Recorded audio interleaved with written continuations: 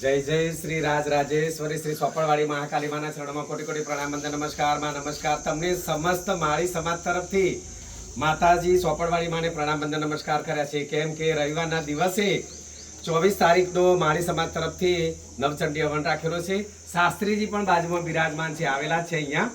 તો માતાજીએ 600 વર્ષથી જેને ભોસની લીલાસમ રાખ્યા છે એની છત્રછાયા પૂર્વ દિશામાં બિલકુલ માના સન્મુખ ભૂદેવ પૂજારી શ્રી ભાવેશભાઈ રાજપુરોહિત માટે સરસ મજાનું ગુલાબી જબ્બાનું અને લેઘાનું કાપડ લાવ્યા છે અને માતાજી માટે પણ સરસ મજાની સાડી લાવ્યા છે।